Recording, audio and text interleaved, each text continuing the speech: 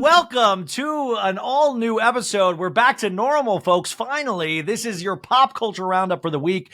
Let's provide you with some laugh and possibly some things to talk about and watch this week. We have her back. I've missed talking to her. I feel like it's been a month, but it's only been 2 weeks because we had the BravoCon experience, and also Sophie became a new mom this last couple of weeks. So without further ado, Sophie Ross, welcome back to the show. Hi. I know I missed you, and BravoCon looked amazing, sounded amazing. But yeah, I've just been in like dog mommy world. I'm a boy mom now, so like so mom. You have like, can we meet this new celebrity? This is like Kourtney Kardashian giving birth with Travis Barker. Meet Rocky. No, I'm just kidding. This is Raquel. Here. Oh my God, she's going to get the dog, folks. If you are watching this on YouTube, she's going to get the dog right now. But for those people listening, we will describe the dog in great length to start off.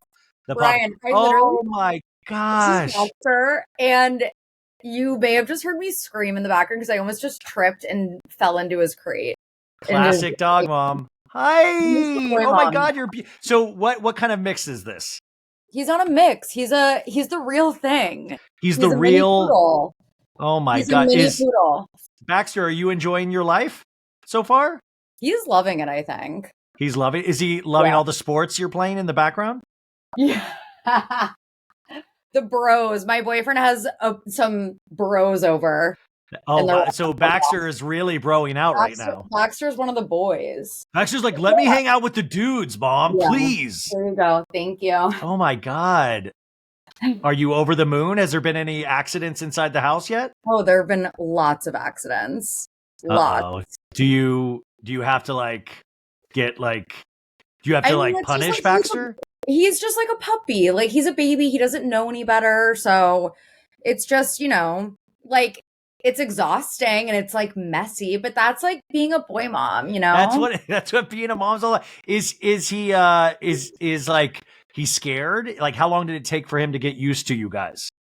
I feel like he was definitely scared when we first brought him home, but now he's like, this is my home. You guys are my mom and dad. So yeah, he's a brave little boy. He's been doing a great job. Does he want to go to college? Like, what are his hopes and dreams? Like, is there... I mean, in this is he sleeping? I don't think so. Is he sleeping in the bed yet, or are you still crate training? Guys, if you are like thinking about getting a puppy or have a puppy, I did not know like what the big deal was with crate training. Crate training. She's going on zero sleep, you guys. Motherhood's a full-time job.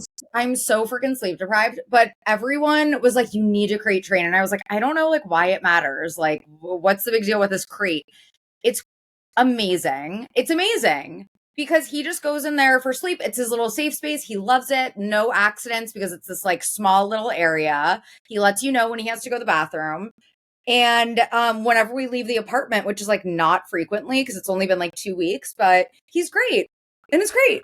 See, I can't believe like with my ex, when we got Brooklyn the first night, we said we got the crate, and then immediately she slept with us every night from then. I know, like, it's just not even. That's what a lot of people have said. They're like, oh, we failed. Like, they just ended up sleeping in our bed like right away.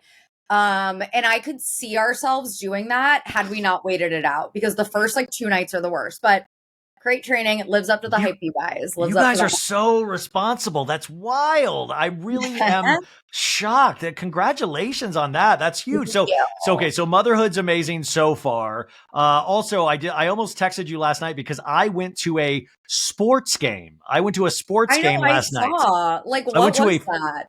So I went to the Harvard of the West, Arizona State University, and the Sun Devils were playing UCLA, which is another college I found out, and they were playing at the Rose Bowl. And I guess my guy friends that are all into sports were trying to explain why it was a big deal. I guess the Pac-12, there's some Pac-12 that's getting completely obliterated in college football. Like, they're tearing it apart. So it's the last time that Arizona State University will be out here. Now, I used to go to these ASU games at the Rose Bowl like 15 years ago. ago, we would all get like a party bus. And so this was like the last hurrah, and they talked me into going. But I went to the Rose Bowl and saw this sports game and did a little tailgate. But it was so sad. Like, we're all getting older. Everybody like has kids. It was just so different than it was 15 years ago. But it was really exciting. We got like really close seats. ASU has a 2-7 record, but we actually beat UCLA last night. I'm exhausted. I don't know how you sports fans do it. How do you sports fans do it? I just saw the Bengals lost.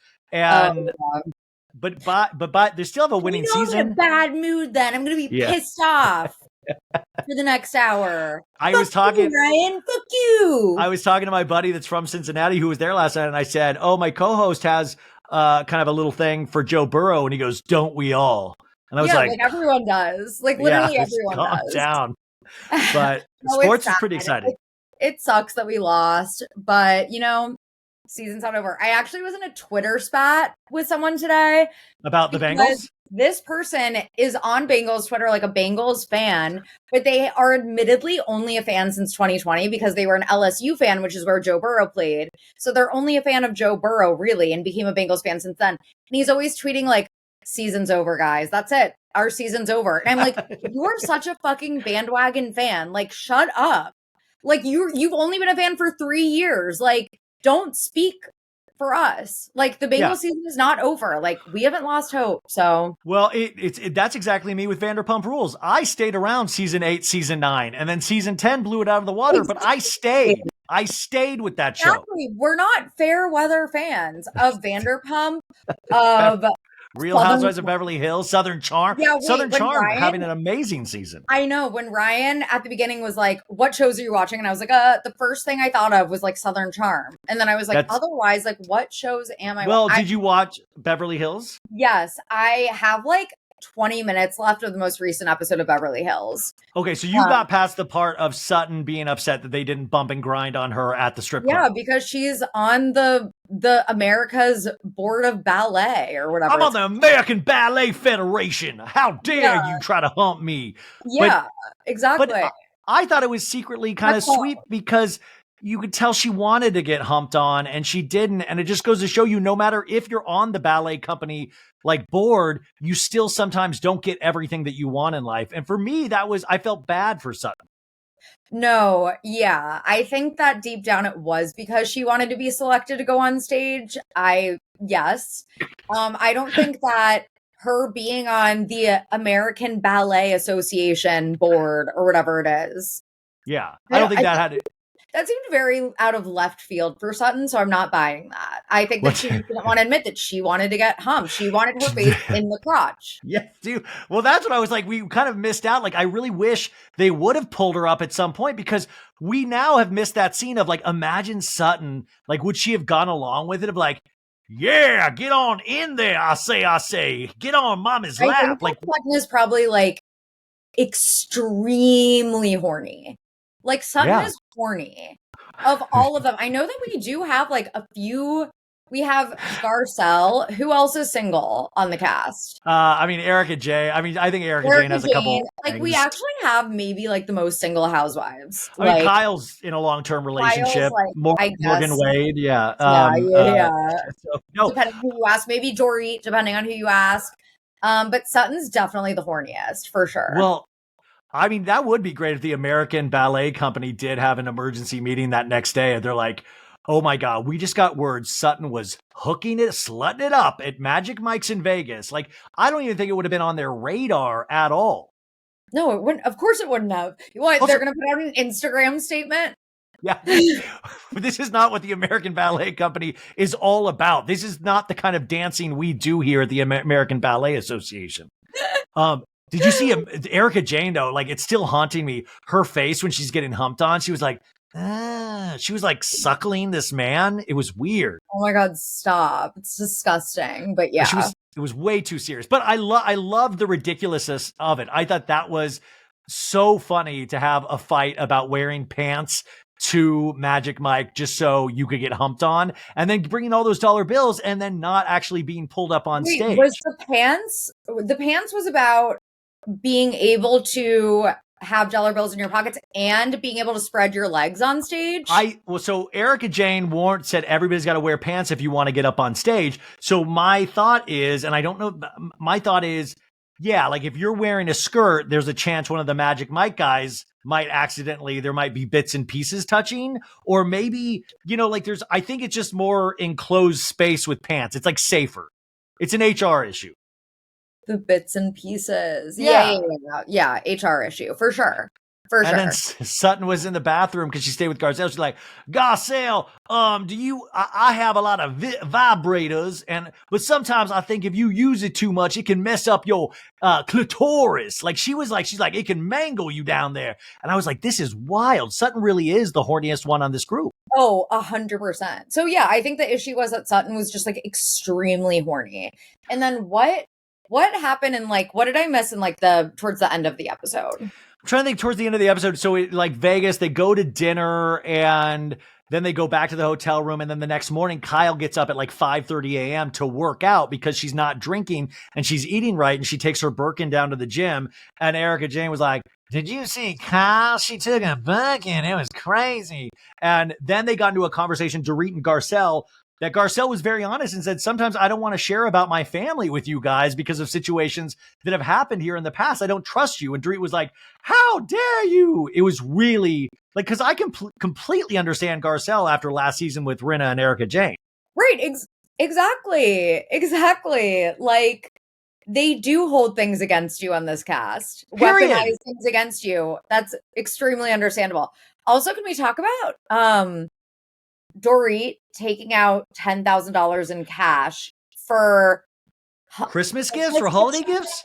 Christmas gift shopping at a place that uses shopping carts. That's I don't understand. Like, I think I've like, you've heard of credit cards. Like, credit cards are a thing that exists. Like, why now choose to use cash on somebody? Like something like, unless it's like drugs or something, like why would you ever pull out that much cash when you can easily use credit cards or just shoplift like normal people? That like really confused me. And really like my like shady radar was like perked up in that moment. I was like, that's not a thing. That's not a thing. If you are rich, especially as Dorit purports herself to be, you're using a credit card. You're getting the points. Like what? Unless people were saying, oh, like, maybe she was like giving cash to like her, the people that work around her house. Yeah. Her that could actually, whatever it is. Or you could be like giving cash to like family members in, a card, which is like what some people do for Christmas or Hanukkah. Like, we took out $10,000 because PK needed to pay Boy George this month. But she was like shopping somewhere that had like at Target. Like, yeah, and she said she didn't even note it. Like they had took it out of her bag. My thing is like, is it the same burglars that are just think she's an easy target? Now they just follow her everywhere she goes and she keeps making mistakes like this? The same burglars that like, what did they do with her phone? They like left her phone. They left it. And then they're like, she was like, please leave my phone. I have kids. And they left it. And then they said, don't come out here and pick it up for like a couple minutes. She always has like, honestly, like the best experiences with robbers. Like they're really I try nice to be empathetic about this, but I think after you have that, experience where you're experiencing PTSD, that you have to, if you're experiencing you can't then like just say, you know what? I'm not going to, like Kim Kardashian after the Paris robbery, she stopped wearing those jewels in photos supposedly because she didn't want to like show people what she had with her. And I think the same thing about Dorit. I think it was Samantha Bush, Bravo historian, that said like, oh, and she's like, she didn't bring glam on the Vegas trip. She didn't bring, and Sam was saying, oh, I bet the money is like gone. Like the money is dried up. I think it was Sam that said that. And yeah, that tracks. And also with, what is going on with like their marriage? Well, she said at BravoCon, she was like, we're working things out. We're good. We're good. It was like a weird Beverly Hills panel with Kyle immediately started crying about Mauricio. She was asked about Morgan Wade, and Dorit was even trying to explain like that. She's like, it was weird, Kyle. You shot this music video. Like they released the music video, but they shot it like a long time before they released it. So they were saying it was just weird, the timing that it got released. How would people not think something was going on with them? And I thought that was, I will say the Beverly Hills panel was kind of underwhelming. And it seems like all these ladies are work acquaintances, and they're very much like Kyle seems to like be going through whatever Rumspringa she's going through. And Dorit's like, they all seem to be on their own islands and they get along, but it's not like, I don't know. It's like watching the Potomac ladies. Like they all seem like, even if they don't like each other, they seem like they know each other intensely. And they're like, it's like rapid fire in terms of conversation, but I don't know. I think they all have things to hide this season. And I think it makes it for an easily, because I think we sense that. What I wanted to ask of you, I saw this a lot online of, oh, Erika Jayne's killing it this season. And I'm like, no, she's just not being a gigantic ass munch like she was last season with Lisa Rinna. Like, munch. But you know what I'm saying? Like, she's not amazing. It's just she's not being a complete, utter wackadoo like she was the last two seasons. I am finding her like more likable this season, and I never thought I would say that, but she's definitely more likable, and I think that she has finally learned, you know, like I feel like she has, unlike Dorit after getting robbed, you have to take a lesson away from your tribulations. And I think that Erika, after, you know, being fucking hated the past few seasons, outside of, you know, maybe her guiltiness when it comes to Tom Girardi's crimes. That aside, I think that she was just extremely unlikable the past two seasons. So I don't know. But by default, I think she's coming off better by just shutting her mouth. Like I just shutting her mouth. Exactly. Yeah. But I think it's all very calculated, including in the premiere. I think it was the premiere when they did that, you know, circle therapy thing with Eagle Woman. Yeah, Eagle Woman. Yeah, and she like was crying and like apologizing to everyone. I was like, I know that this is all like, and she's such a bad actress. Yeah, well, she's like, do you notice when she does this? She's like completely still. She's like, yeah, I'm so sorry for everything I did, and she has like tears like streaming down her face, but complete stillness. I know that she used the tear stick. I feel like big time, because it's like the perfect tear that falls like this. And when we're really crying, we're like, there's like snot involved. There's like, it's not controlled tears. Right. She was, it just came across as like acting to me. I just think it's all very calculated, and that she is on purpose being more likable this season, which you can decide or not whether, you know, that's, you should have, like, well, I don't know. Like I will always, you know, have an issue with Erika Jayne. I got up this season. I got up early on last Sunday to see the Pat the Puss panel with Erika Jayne and Mikey Minden, where they showed us some of the patented Erika Jayne moves that her and Mikey have collaborated on in a very successful last 15 years. But it was like, it took itself so seriously that I was dying, because he was like, yeah, me and Erika, when we were in Ibiza, we just have the patented Erika Jayne head roll. And Erika would be like, yeah, I remember when we did that. It was very successful. Everybody loved it. And we saw the trailer for Bet It All on Blonde, the new Erika Jayne docuseries. And it takes, it's like it's fucking cabaret or something. It's like 5, 6, 7, 8. And he's like, I need more out of you performers. And Erika's crying. Like, it seems so dramatic. Wait, that was an actual like panel. Well, I mean, it was like a panel where it was. Yeah. Listen, I don't make good choices with my life. Like, you don't, like, I'm very. Ryan, for the first like 15 or so seconds, I thought that was like a bit. I thought that was an elaborate bit. I'm serious. Like that. No, that was fully. By the way, I wonder how many things that are in my life that people think are bits and they're actually completely true. You actually went to see Joey Gorga with me. People must think that's a bit, but that was completely true. No, that was real life. Sorry, I'm like fixing my ring light. Oh yeah. I'm trying to get like a better. Okay. The perfect flow. Oh my God, that's so much better. Oh my God. I was like, why do my face look so like saggy right now? Just What are you reposition talking about? What are you? I don't even notice a sagging face at all.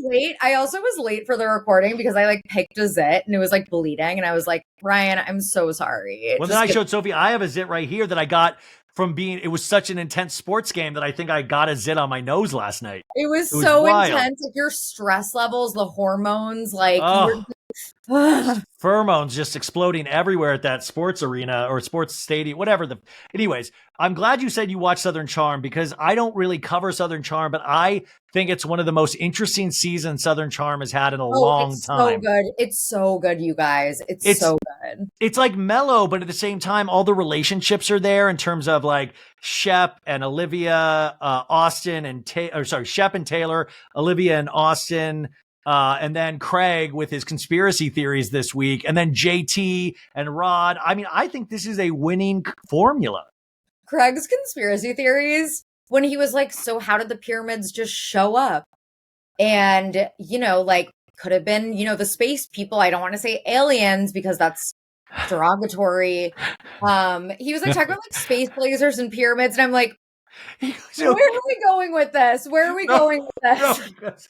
What I love about Craig, he's like really good looking. He really usually nails it in terms of personal relationships with his friends and how they've messed things up with their girls. But then it's like when he gets into the conspiracy theories, he's like, and always conspiracy theorists, they're always like this, where they say it so matter of factly and like just like, yeah, you guys know that they have weather weapons, right? You know they have things that control the weather, right? Like he says it 100% serious, and then he's like, pandas aren't real. He's like, the moon landing. He goes, you know what? It wasn't fake, but they were prepared for it to be fake, so that's why and he goes, we didn't get any footage up there. We didn't get any footage up on the moon, so we had to recreate the moon land. And he's saying this. There's no joke in his voice. There's like completely serious. That's not. Wait, they didn't. They got footage on the moon. He's saying that they didn't because they forgot to bring cameras. And so there's always been a rumor that Stanley Kubrick directed the moon landing in a studio in Warner Brothers. I've heard all of Craig's conspiracy theories I've heard before. It's just so funny that Craig, and it makes me laugh to think about like Paige having to deal with Craig's conspiracy theories, because I must just think Paige just must tune him out.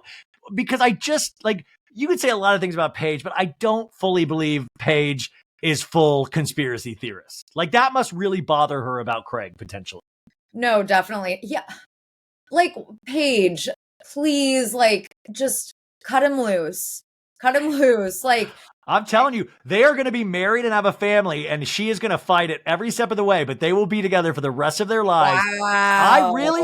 I'm not saying they're going to be happy, but I think, because Craig, literally that conversation in this week's episode where he's like, I don't know, like I'm ready to have kids now. And Rod was like, well, I mean, do you can't just have kids with somebody that you don't love. You love her immensely. And he's like, yeah, it's a good point. Like, it's really wild.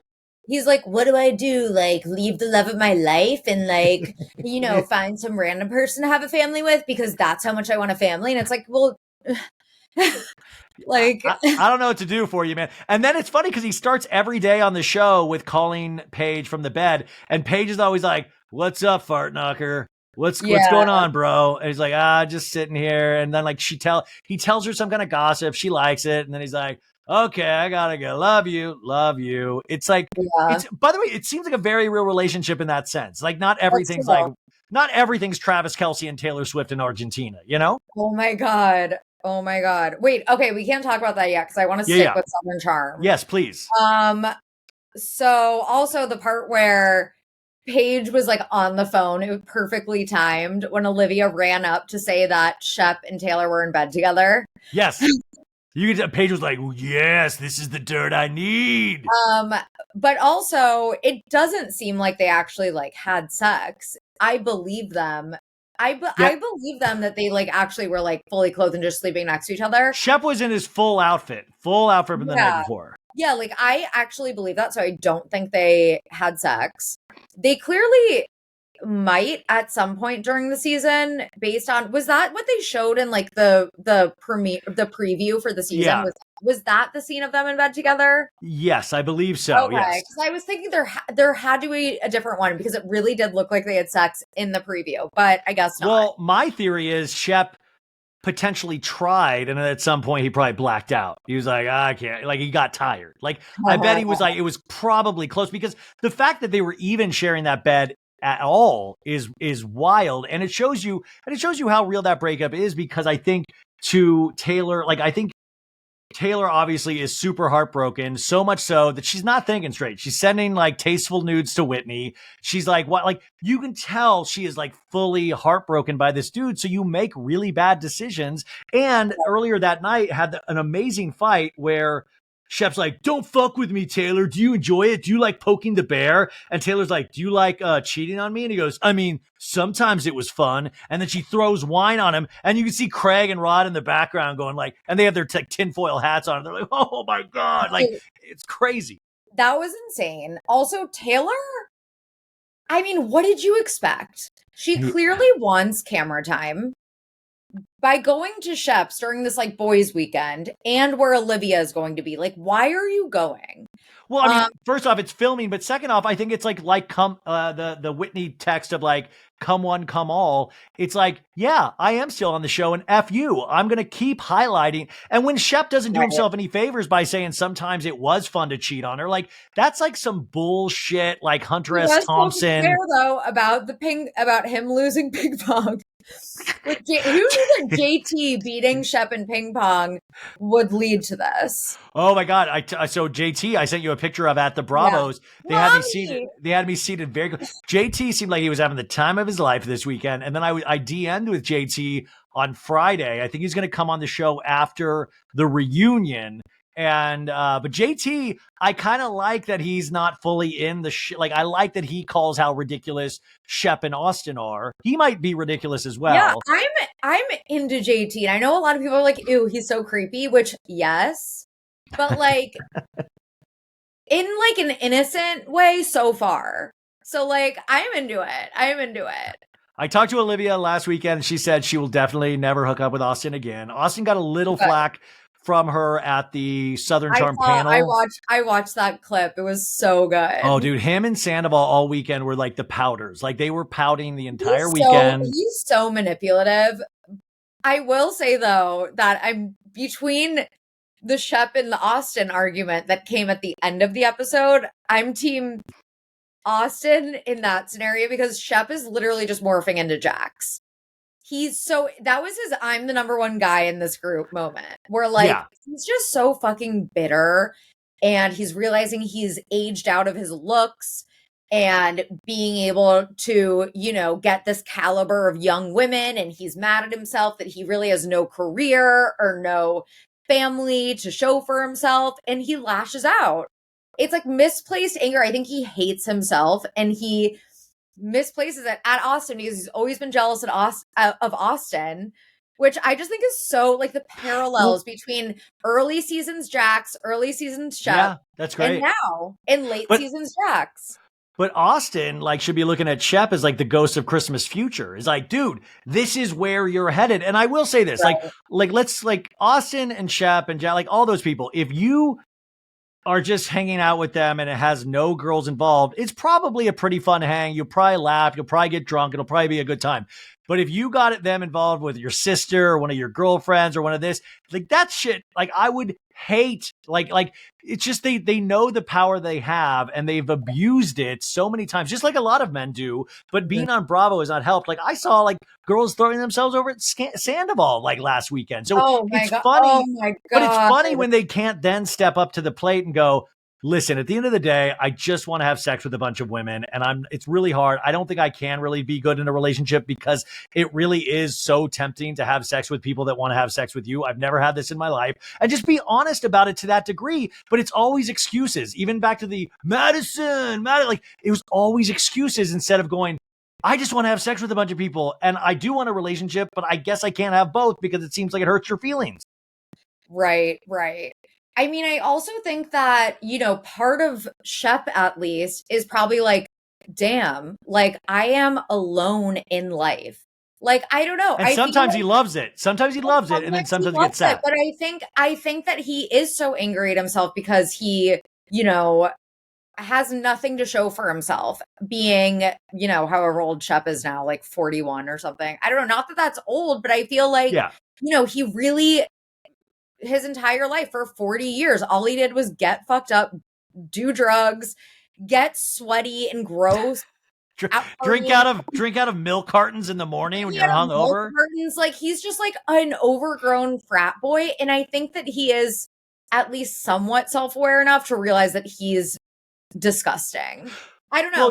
Well, I think that's probably becoming more cognizant for him. But at the same time, he's one of those guys, and this is always like, there's a type of guy like, and I've there's like elements of that with me, I guess a little bit, but like that read the Anthony Bourdain, that want to take a big bite out of life, that go and like they'll do mushrooms and have like an amazing tripping experience, and they're seeing the sunrise, and they just want to have these living moments. But then when it comes down to actually committing to somebody, to a woman, that's the toughest part of them, and that's usually what will set you up for long-term success. But they're always looking for this short-term success that they could eventually put in their book or their poetry book one day that they'll never write. But it's like, I'm an artist, I'm this. And I think sometimes with these men, especially on Southern Charm, they have these ideas about themselves. I just think this next part of their lives will be very interesting to watch, because you can turn out to be a Thomas Ravenel, or you could turn out to be maybe a Craig, because he sincerely wants to settle down. It's just that Paige won't go on his timetable. Right. I feel like also Craig genuinely does want to get married and have kids like ASAP. Yes. And I also feel like he knows it's something that he could have over Shep and Austin, the perpetual bachelors who, oh my God, I can't get over that girls were throwing themselves at Sandoval at BravoCon. I'm sorry. I'm still thinking about it. It's still somebody that's on TV, and that's very exciting. Going to BravoCon, you're like, I fuck Sandoval. And you're just like a Bravo fan. Like, who would do that? Ew. I think a lot of people would do that. Wait, you know what? Also, speaking of Sandoval, kind of Winter House, I'm really into Winter House. It's like that easygoing show that's really easy to watch, and it's light on drama, but it's just enough to keep you entertained. And you get to watch these people hitting on Jordan from Summer House Martha's Vineyard. You get to watch Corey not fully like admit that he's in this relationship with Sam. And by the way, him and Sam were all over each other at Bravo. I sat behind them at BravoCon, and Corey kept trying to get me to go work out with him the next day at 7 a.m. He was hammered. I was like, dude, I'm fucking hammered. I'm on no sleep. He's like, me too, bro. You can't do that. And Sam was like, yeah, go with him. And I'm like, Sam, what are you talking? I'm like, no. I was like, absolutely not. He's your boyfriend. I was like, absolutely not. I can't believe Sam is still dating him after watching the season of Winter House, because they were definitely exclusive. Like, Sam said they weren't exclusive. Sam said in his defense they were not exclusive yet. They had not had a conversation about it. No, I don't believe that. Like, they were like fully dating, because this was in the winter after Summer House, right? Well, I think it is ballsy for somebody it is ballsy when you have cameras on you. Like, you have cameras on you and you're not telling the actual, that's a choice. Like, how do you not think that's going to come out if you're like lying on camera? That's what is very male ego Bravo driven, is that these guys will lie. Like Tom Sandoval talking about pins and batteries instead of just going, hey, I wanted to have sex with Rachel. Like, it's like, why do you have to do a flimsy excuse? Like, this is being filmed. Yeah, that's what they never think. They're like, they're always praying for like, hopefully that'll wind up on the cutting room floor. Like, I wonder what goes through their head, because they see the cameras. Also, like the Danielle and Alex from below. And after watching him try to go for Jordan in the jacuzzi in the weirdest slow-mo kiss in history, and Danielle's like down, she's down to clown, obviously, but just, it's lighthearted, it's fun, and I need that right now. And I want to see Danielle at the Real Housewives of Beverly Hills Magic Mike dance. Oh my God. Yeah. She's like, I'm not wearing pants, but it's okay. Danielle, extremely horny, clearly. Yes. Wait, also, I'm interested in the Schwartz and what's her name? Katie Floody from Below Deck. Yeah. Yeah. I think it's just so, it feels like an out of body experience, seeing a single Tom Schwartz on his show that isn't Vanderpump Rules, maybe hooking up with someone. That is isn't that kind of crazy? We've never seen that. And how many years Schwartz has been on TV? He's always just been, it's like watching an animal documentary. They're like, a Tom Schwartz in the woods. Watch how he behaves in his unnatural habitat. Approaching his prey. Yeah, But so, no, it is. But he does the same shtick. He does the same shtick of like, I don't know, it's been such a tough year. I'm just like, I'm like all out of sorts, man. Like, I love Schwartz kind of does the same like greatest hit Schwartz stuff, but he's doing it on a new show. So like these people are all like, oh, he's a pretty nice guy. Because what I've always said on the show, if you guys hung out with any of these people, you'd probably have a pretty good time. I don't know if you'd walk around going like, that dude's a fucking asshole. Like they're all like, oh yeah, he's involved in this scandal stuff, but I'm not there. He's like a really nice guy here. Gregarious. That's why they're good on TV, you know? And they're encouraged to hook. Yeah, he's nice to everybody. I'm using the word gregarious correctly, right? I think, he's all like, you know. I'm sleep deprived from dog mom life. Dog mom. But the other thing, so what's her name? Malia? Malia from Below Deck, yeah. Well, Malia from Below Deck. I didn't watch Below Deck, but I had my friend recap me about why everyone hates Malia. And it's because you didn't know? No, I didn't know because I didn't watch. She ratted out the Chiefs. Xanax. Yeah, it had a little weed pin or a THC pin in Xanax, and she told Captain Sandy about it. And this was during the pandemic season, and we were all livid. And Captain Sandy got her off the boat because and Malia wanted to share the bedroom with her stupid chef boyfriend that ended up cheating on her. Yeah, exactly. She like weaponized that information. To use when she was mad at this girl. Anyway, I didn't know that about Malia, but then I was very, I was like, whoa, when she kissed or spit. She jumped up on Corey Kiefer. She like jumped up and almost like bit his lip, it was like a monkey like hopping on a tree, and it was wild. And then Jordan saw that and got hurt about that. This is how silly it was. Jordan got hurt. I love how it's like, meanwhile, he has like basically a full-blown girlfriend at home, but then like the girl that wants to hook up with him is now like crying because he may have kissed some other girl. Like, oh my God. And then Sam's going to come in and yell at the other ladies instead of yelling at Corey. Right.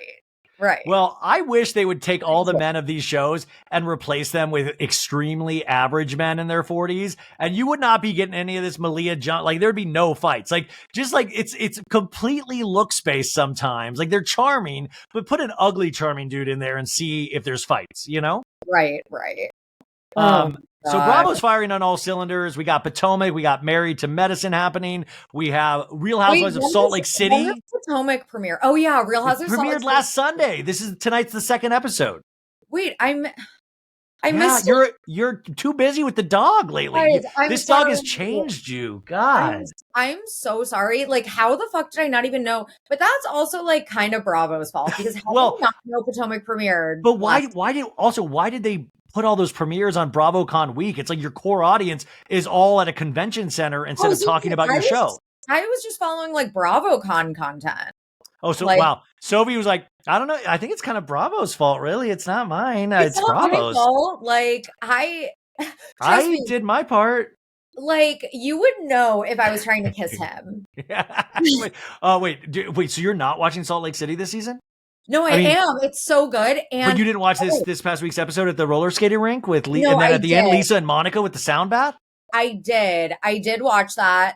And also the Monica Heather. Okay, so you guys, Monica, Heather is, Beauty Lab and Laser is suing Monica for unpaid services of $2,000 from the year 2019, 2020, I believe. And then Monica now is countersuing, saying she got botched injections. But supposedly what happened, Monica put like a $400 down payment, and she was supposed to make payments of $200 every month, and she did not make any of those payments. So allegedly, that scene that we saw at the very beginning of Real Housewives of Salt Lake City, where Heather was like, get out of here, stop filming. She did what? Is supposedly Heather finding out on the phone that Monica is the client that did all of this stuff. Now, that's Heather supposedly didn't know who the client was until that moment on camera that we're going to see later. That's the moment we saw, and we all thought it was something about Jen Shaw. It's actually about Monica Garcia. And then there was a Demois. I don't believe this at all, but there's a Demois line that she actually put up there saying that Monica allegedly is the one that took Lisa Barlow's $60,000 ring in Palm Springs. I think that is a bridge too far. And I think I will say this. I heard multiple times from higher sources at BravoCon that none of the Salt Lake City ladies were messing with Monica that weekend. Like they all are very anti-Monica right now. Oh my God. Okay, so the ring thing, that is a bridge too far, even though that would be titillating. Yeah. I think that she wouldn't keep bringing it up if she were guilty. Like she kept Yes, bringing exactly. it up. No, like, I think even Monica, even if Monica, I like her a lot on the show. I think she's so good. Even if Monica is a complete scam artist and say she studied under the tutelage of Jen Shah, I still think she wouldn't even fuck with that. Like that's too far. Right. Tutelage is my favorite word, like in the English vocabulary, by the way. No. Using that. Well, I don't like Monica's mom. I'm pro Monica on that. Monica's mom is evil. Monica's mom is so evil. But also, like, I was just like reading the headlines at first, like not really paying attention to the Monica Heather stuff, but like obviously I'm team Heather because we don't know Monica. Like Monica is like if you were she's a wild card of Jen Shah, like how innocent are you about what Jen Shah was doing? Listen, she's trying to make a name for herself. She does have these kids. She does. So you're right. You're right. But I will say it is so exciting to watch that her in that scene with Lisa Barlow at the end, them just going back and forth like, stop it, Monica, stop it. And Angie K in the middle of like, wait a sec, I'm actually older than Lisa. So why are you saying it was so funny? She was like, that's what happens when you get old. And Angie was like, hey, I'm older than Lisa. And Lisa goes, hey, Monica, Angie's older than me anyway. And no, she goes, and Heather. And like, she started naming like, but for Monica to come that hard, like she's no wilting flower. She's no innocent. Like she was going hard in that last scene. She knows her way around a read and trying to take somebody down. So it is interesting. I think she has these like a sympathetic side because of her relationship with her mom, but she's also fully like, that was really intense, but it was so good on the episode. Right. Great casting. But also, would you sue if you casting? But it gets a little weird. Like Heather's suing her for $2,000. I think it opens up a thing that, I mean, they're really truly out to like, I mean, obviously if she signed a contract, she's owed that money, but like to sue when you know you're on a show with somebody, that's taking it a step really far that could have potentially be handled out of the press. So I think there is an element of F you, you're going down, Monica. Right. Well, clearly I feel like she is probably outside of the court system tried to get that money from Monica directly, I would assume.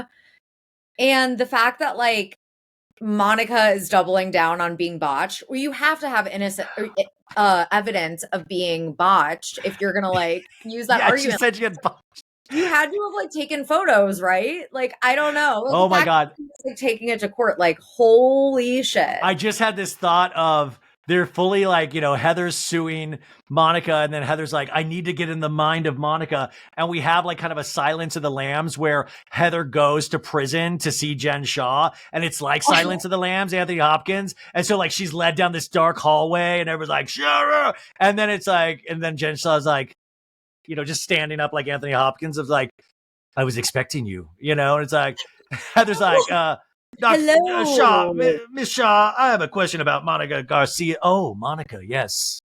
Hello, Heather. Yeah, hello, Heather. Do the lambs lambs still cry, Heather Gay? That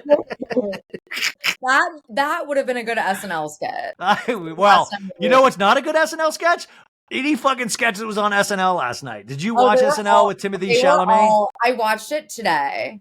Oh my God. Like I wanted to like it. But first off, I want to say he's really a good looking man. I was even like, he's just so cute. He's such a cute guy. Like he's really a talented actor and a cute guy. That was not good. Like, are we saying that was good? That was not good. It was horrible.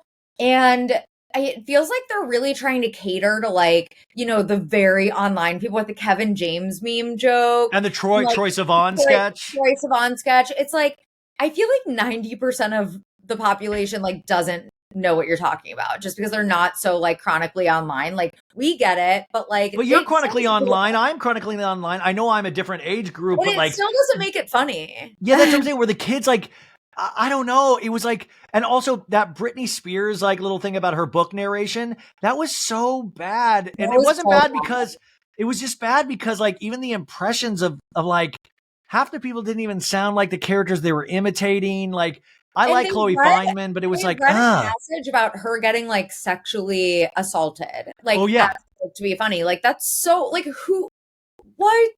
Well, Brittany's manager today said he wrote this, and I thought this was actually interesting. I'm trying to find it, but it was just about like, listen.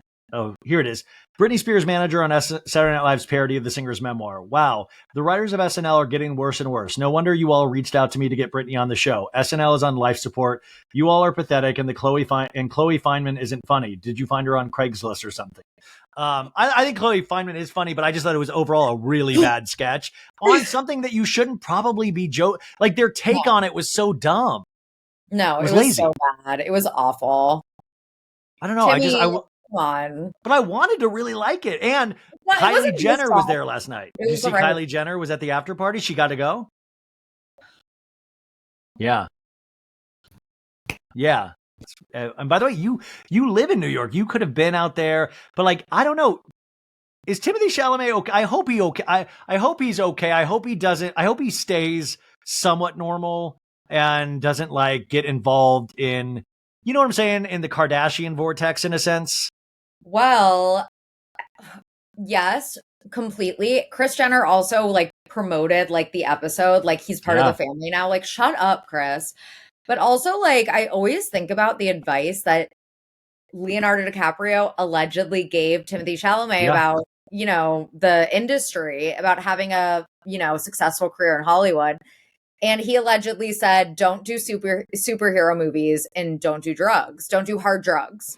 Yeah. And now I'm like, Timmy, you got that advice. You got the key to success straight from the horse's mouth. DiCaprio was like, you can still date under 25 for as long as you want, but just don't do those other things. Like, stay away from cocaine, if you know what I'm saying. Well, speaking of Leonardo DiCaprio, he celebrated his 49th birthday with a party last night in Los Angeles.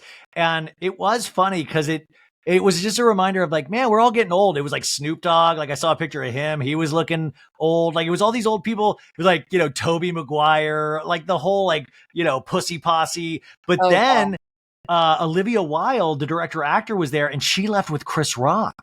They left together from Leo's birthday. Wait, how do you know this? They had it. It was a Daily Mail article. They were in the same car at the very end. I was I'm at Chris Rock's right now. They are both here. I'm in a closet right now. Did you hear this from like Lori K? Lori K, public relations. By the way, I just did a Patreon and somebody asked me about Lori K. Lori K, public relations. That's an inside. Like a lot of you guys won't even realize what she's talking about, but Lori K, public relations she's that's so like funny. Randomly, like everywhere. She's Jax and Brittany's publicist, but she's omnipresent. She's everywhere. I someday will hire Lori K, public relations. You know you made it. No, you the opposite of made it. Well, DiCaprio had this party, but I just even wonder if DiCaprio was looking around of like, damn, like looking at all the people that were his age or older. Like Kim Kardashian was there last night, by the way, at the party. And I just wonder if he was like, we need to get some 25-year-olds in this place. Like he's so used to dating 25-year-olds. I wonder if he gets depressed when he hangs out with people his age. Is he still dating? Yeah, he's like lame. Yeah, he's like loser. And he's always like talking how young people talk because he's like, I'm up with the trends. I know Troye Sivan. Troye Sivan. Wait. I was about to say Victoria, that model that he's like most recently linked. She grabbed his butt the other week in a photo. Oh. Yeah, they had a photo of her grabbing his butt. And he's always in like the surgical mask and like the tight ball cap so nobody can see his reactions. Wasn't his Halloween costume just like a duck? It was a duck mask. It was just a duck mask. But it made his head look so small. You're right. It really did. And one thing we know about DiCaprio, he's got a gigantic head. He really does. Like he's got a gigantic head. Have you ever like thought about DiCaprio's head? It's like gigantic on screen. I'm sorry for the typing noises. I have to look up the duck head. No, I actually saved a photo of DiCaprio and the duck head because it really did strike me of, you're right. It made his head look like very tiny, like he was like a voodoo doll or something. Okay, so this is already going so quick. So I got a bunch of other things I need to talk to you about though. In regards to the Kardashians, I know you're not watching this season, but I just wanted to, there was a clip that's been going around the internet, which I think you probably have seen this, of Tristan at Kourtney Kardashian's Palm Springs place with his little swim trunks on, and he has his shirt off, and he's walking with his butt out, like he's like walking like he's like owns the place. And I'm like, this motherfucker thinks he truly. And there's a quote that's going to come out in next week's episode where he was like, he's talking to Kourtney, having a heart to heart, and he's like, listen, when I cheat, I feel horrible the next day. And I'm like, what a doofus. Like, what a hero. He's saying it in present tense. Yeah, it's like, I did it the other day. I felt horrible but I also like that it assumes like the day of he's good. The day of he loves it. It's gonna suck, but like. But like, are we supposed to feel bad for it? Are we supposed to, like, this is very Sandovallian to me. It's like, are we supposed to be like, oh, what a good man that he feels bad the next day? Like, is that supposed to be like amazing? Shut up. I just like, I don't understand why the Kardashians, and I know I'm obviously the billionth person to say this, but like, why do they still deal with him? Why are they still letting him around? Why do they still like him and promote him on their show? Like, I don't understand. There must be some sort of Illuminati thing happening. Like, I hate to be Craig Conover. No, I think they like hate Khloe. They have to. They just hate Khloe. Well, I mean, I think we can prove that they hate Kourtney, but I think Khloe, I watched this season. I actually really love it, but Khloe's been like kind of stepping up to Kris Jenner and going like, listen, you don't pay, you're not really on it. You're always on some yacht. I need to talk to you and make decisions. I think it's really interesting. And the way Kris and Corey Gamble push her to try to accept Tristan, like now Tristan's like coming to every function. Like it is so. And for people to like claim that they're so like in touch with themselves and therapy and all of this mental health stuff, it is not good for Khloe to be around the person that consistently cheated on her at multiple different points in her life, just roaming around with his shirt off at their sister's house in Palm Springs. This guy is living his best life by cheating on Khloe. He actually cheated upwards. Wait, that actually is interesting that like, so Khloe was like, Mom, you're my manager. You're always on some yacht. Yeah. Like, takes too long to get to you. I have to go through assistants and they always have to get your sign off and it takes too long. Oh my God. Like, Kris, just give up the reins. I think you just want to be rich and live your life, which is great. You can afford to do that. Hell yeah. Like, but that's what I'm saying. When you have power, you just want more and more of it. You never want to, like, that's what I find fascinating about watching the show now. Also, Kourtney Kardashian did give birth to their baby, allegedly. We haven't seen any photos or anything like that. Rocky Barker, right? Yeah. The name's Rocky, right? Rocky Barker. And it's based on, I guess, I think it's a drummer from Suicidal Tendencies, Travis Barker's favorite drummer. His name was Rocky, and that's why they named their baby, their son, Rocky. Oh, fascinating. Do you think that little Mowgli kid's already tried to, like, push the baby? Is Rain still a toddler? Like, Rain's still a toddler. Rain could be a toddler, or he could be, like, 43 at this point. Like, I don't know. Like, it could be any, like, he could be, like, a wild... Well... This weekend, I think they had a party for Dream, Robert's daughter. Khloe threw it.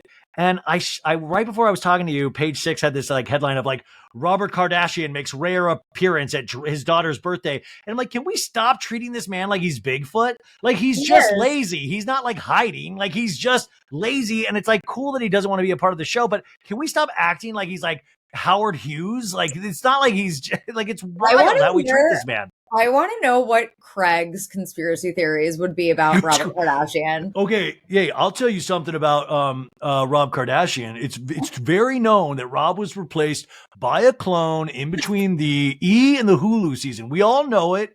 We've all been out there. We all know it. And it's what happened was... Do your own research. Do your own research if you don't believe it. I don't need to prove it to you. I think it's out there. The information is out. Paige knows about it. Paige agrees with me. Educate yourself. Okay, speaking of horny from earlier with Beverly Hills, we have it on good authority that Taylor Swift lost her virginity to Travis Kelce in Argentina last night. Did you see? We all seen this footage now. Is that? And speaking of conspiracies, I love the fake relationship, PR relationship stuff, but. Taylor Swift had to postpone the first night of the Argentina concert. So Travis Kelce flew up on the private jet. They ended up going to dinner. And then the next night, they did the show last night in Argentina. And immediately after she got off stage, she ran into his arms and they kissed. Yeah. What did you think of this? And she also changed the lyrics of Karma. She said, Karma's Karma's that guy from the Chiefs going home with me.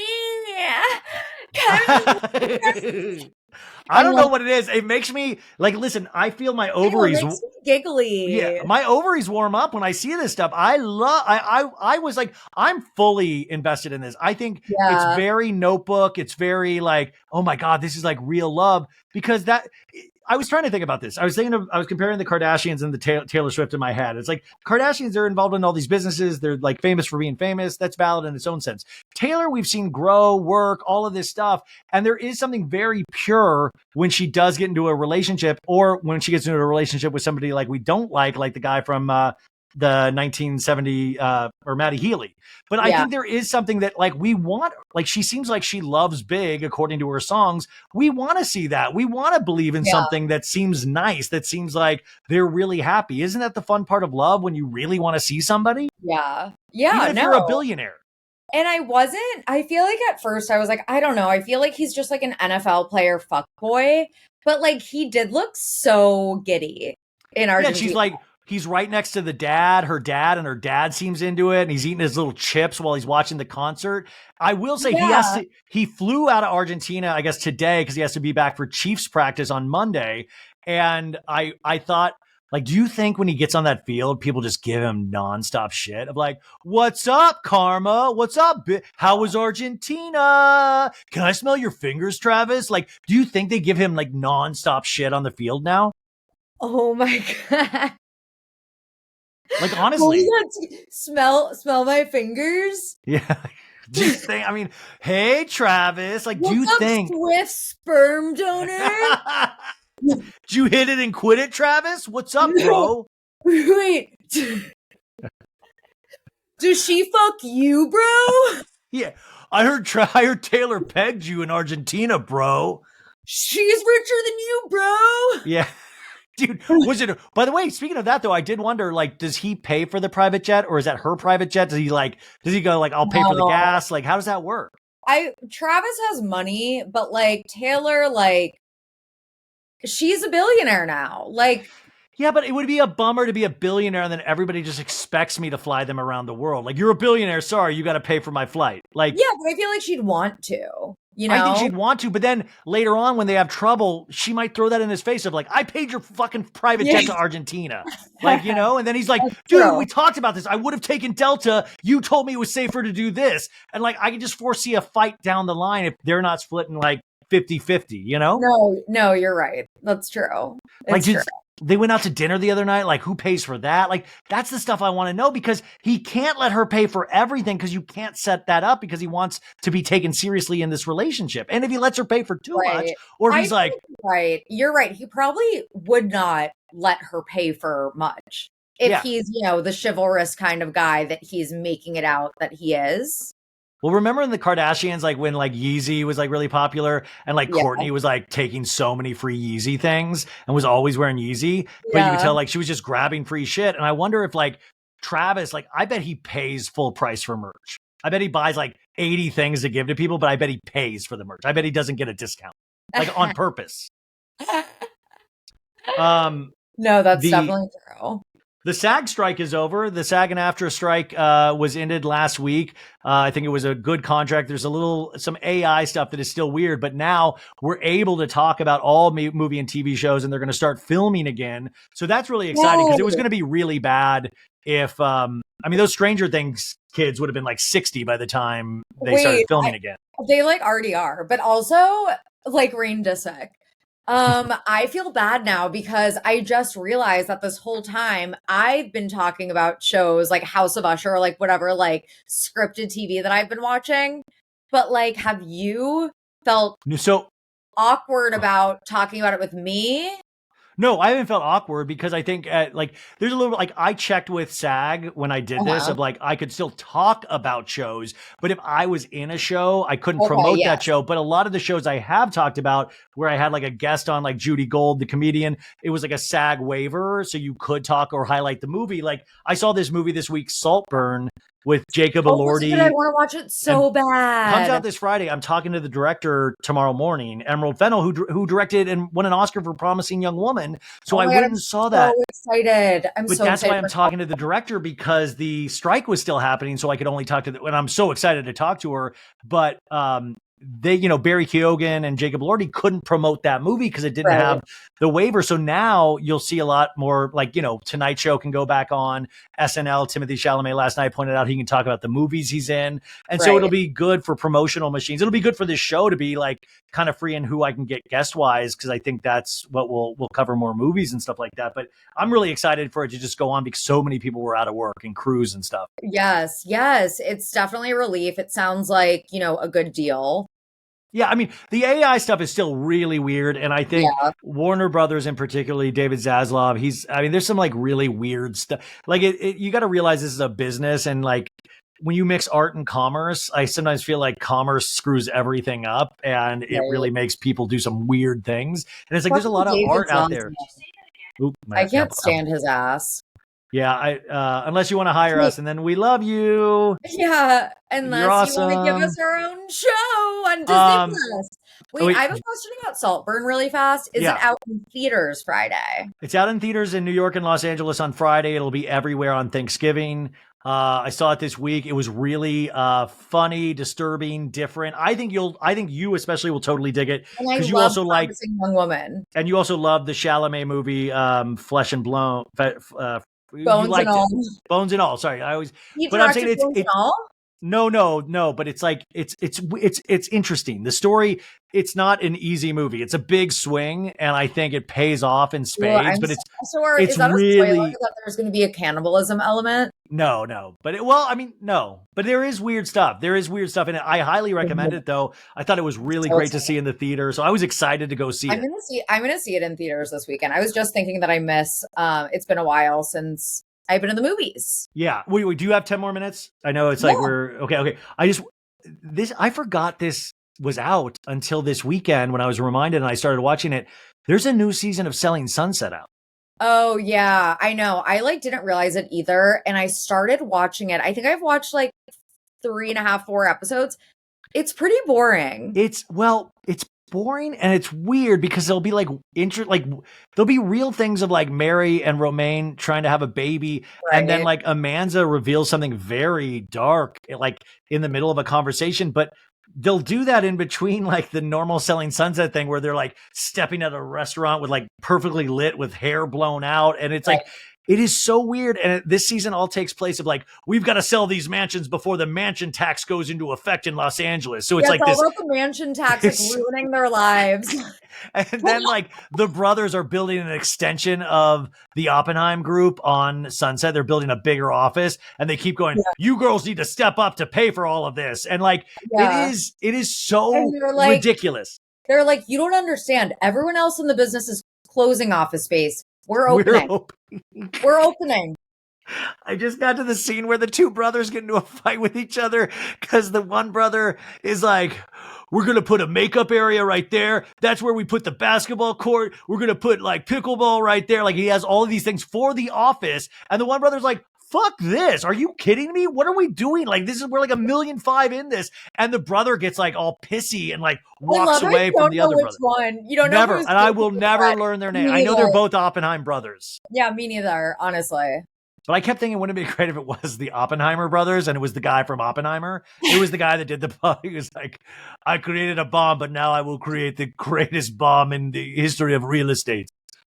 What was like the quote, the Oppenheimer quote about death? I have become death. Oh, I've become real estate.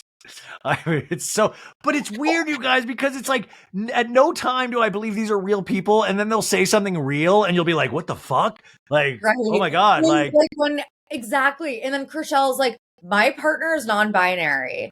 Oh, she got into a fight with Mary Lou. Well, no, I guess her name's Mari Lou is how you say it, but even the brother that's dating her mispronounces it and calls her Mary Lou. So I'm so confused because they even make it a point of like, oh, her name's Mari Lou. And then everybody just keeps calling her Mary Lou. And then they have this weird conversation, Marie Lou and Chrishell, and Marie Lou, the French lady, like misgenders the non-binary person that Chrishell's with. And Chrishell's like, you do not do that. That's how little you know about me, that the love of my life, you misgender. And Marie Lou doesn't look like she even knows where she's at. So it's oh my wild. God, that conversation was so fucking awkward. And they're not even together anymore, right? No, they're done. Yeah.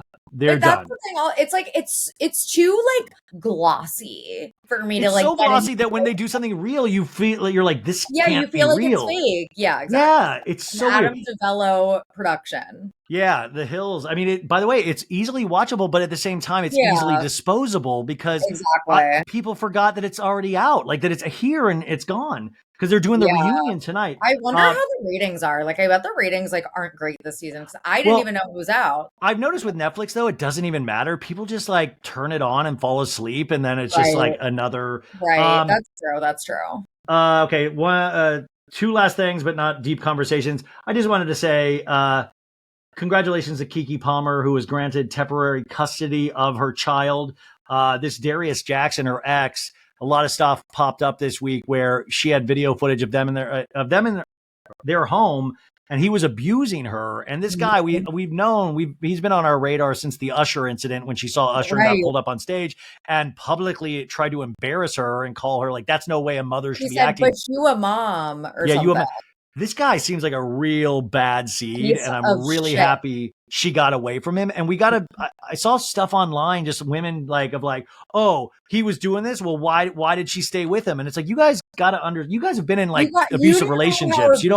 That's like, tell me you don't know how abuse works. Yeah. Like, it's like, of course, like I just find it like, we've got to have a little like Erica Jane in episode 1 of like, how do I have empathy? We got to have empathy for people and their stories and realize just because somebody's rich doesn't mean they can't be abused, doesn't mean that they run away.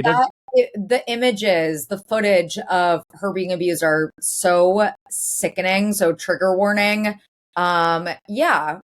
And he posted some like dramatic shit on Twitter, like a picture of him and his son saying goodbye for now. Like nobody will keep me away from you or something. And I'm like, oh, great. Sympathy and attention. Like, fuck you. And then I'm sorry I have a potty mouth this episode. No, I mean, listen, I have a potty mouth too, but I really don't think like abusing a woman, abusing anybody, first off, that's just like, that's really shit behavior, especially if you have a child. Not be around a child. Absolutely not. No. But it'll be interesting because I do tend that we try to tear down the woman sometimes in these situations. And I just think that's really weird behavior. Even if it's like Vanderpump Rules, even if it's like life, we tend to like go, well, this woman deserved it because of this, or we didn't see the full thing. And it's like, guys, like you do have to understand, like they're real people at some point. That's our world. Everyone's a misogynist. By the way, I've had so many people lately say, I want to be like, that's why I keep saying I'm a boy mom, which I didn't want a boy dog for the record. I wanted a girl dog, but the litter only had boys. I love Baxter. I wouldn't trade him for anyone. I hope he didn't hear this. No, I wouldn't trade him for anyone, but that was not my choice. I wanted a girl. But everyone keeps saying, I want to be a boy mom. I don't want girls. Like, why? Even women, we're so full of misogyny. Like, yeah, I think it was like really eye-opening during that Vanderpump Rules stuff of just watching like, you know, even still, like, you know, hearing people Lisa, like, are you talking about Lisa? Oh my God, Lisa! But Lisa, even at the BravoCon panel, she was like, "Don't boo Tom Sandoval! No!" And, dude, at a certain point, like, it's wild. And in the trailer for the new season, she's like, "He's lost everything." And then Tom Sandoval going, he's in a shower, and then he's doing some like sort of like. He's doing scream therapy. Ah, dude! Like and I'm like, guys, this is ridiculous. And this is why it sucks that Rachel isn't coming back, because we're going to get it from his perspective and not the actual truth. And I think it's easier. This is not conspiratorial, but just he's going to be able to portray the person that he wants to portray to make sure that we feel bad for him. And I thought that was interesting watching him last weekend, was that he really came off like a martyr for something that he created. He was the architect of his downfall, and he hasn't even fallen. He's on more shows than ever. I watch that Special Forces every week. I love it. He's ridiculous on it, but he's making just as much money. Schwartz is making money. They're all making money. So he's just bummed that, anybody dislikes him. Did you just say he's the architect of his own demise? Okay. Yes. Yeah. I'll tell you what. Yeah. I'm chugging milk right now while I tell you. Also, I feel like I need to watch House of Villains because It's good. It's fun. From someone on Twitter that Jax rage texts Shake. Yes, but that actually, that is not on the, well, Corinne Olympios was on the show a couple weeks ago, and she was the one that told me, and I wish I had pushed this out to the press, because then it got into the press because of Shake. She said that Jax on the text thread that they had away from the show left the text thread in dramatic fashion, and Shake is the one that posted those things. I wish I had put that clip out better, because I mean, it just didn't get any traction. I didn't know that Shake posted them. Oh my God. But in very Jax fashion, he was like, you guys have a good time. But like, Jax can't help but be Jax. And that's something that we like, but it is scary because you're like, this guy really does go out there and behave like that. Oh my God. I know. He's, you know, who he's always been. But House of Villains is fun. Miserable, sweaty, insecure, angry at himself, disgusting. You know, I love you, Jack. Well, no, at DJ James Kennedy, at 1 a.m, DJ James Kennedy took the stage at Club Aria in Vegas, and he brought Jackson Schwartz with him. So Jax the whole time was behind him, and I just thought, how fucking funny. Jax used to make fun of DJ James Kennedy all the time about his DJing, and now he's like right behind him in a packed nightclub. There's like cannons going off, fire going off, like it was insane. And I just thought, like, Jax must. Like, I wonder what's going through Jax's head right now. Be a good boy, old man. And then finally, the biggest news of the week completely is, this is the only news I got besides BravoCon last weekend. This is huge, you guys. Harry Styles shaved his head. That's it. Harry Styles shaved his head. So he has a buzz cut now, but it seems like people were wigging out last weekend about this. And I just don't like. No pun intended. Yeah. But wait, why was this a big deal? Is it people just that in love with his hair? Like, he still looks good. I mean, he's kind of known for his hair in a way. I mean, I thought he was known for his like voice and his shining personality. Like, and his butterfly tattoo. Yeah, like, but I love that people were like people seem to be losing their minds about this. And I was like, because I thought something else happened, and I was just like, oh, he just shaved his head. You guys know most people's hair grows back. Like, it's going to be okay. No, but it wasn't like Britney Spears shaving her head. Like, I think he didn't do it like in a public, like like he just probably wanted to shave his hair. Think about like One Direction when they first came on the scene. Okay. Harry's hair. Yeah. It's always been kind of like one of his defining features. I can see that being, you know, earth shattering. Let this man grow. And by the way, do you think Harry like hears all you guys talking shit about this and he gets bummed because he's like, I guess they really don't like me after all? It looks good. I'm sorry. I thought I was beloved, and now I hear that everybody just likes my hair, likes me hair. Okay, Sophie, this went way too quick. I needed this. Thank you. This made me laugh so much. Sophie, tell us where we can find you. You're a new mom, so we need to congratulate Sophie on that. I'm a new dog mommy, and I feel like I've been doing such a bad job of like keeping up with social media and TV shows and everything. That's good. Now. Like, live life. So, I know. I've been like living life. It's like I love when people apologize for not being online. I'm sorry, you guys, if I haven't been online a lot lately. Like, that's good. I know, like, I literally feel apologetic, but like, follow me anyway, because I do post Baxter pictures and, you know, other stuff. Fun stuff.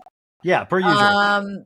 Yeah. So, yeah. Okay, I will talk to you very soon, but thank you, Sophie, and thank you guys. Have the best rest of your week, and we'll talk to you next time. Thanks, guys. Bye. Oh, that was awesome.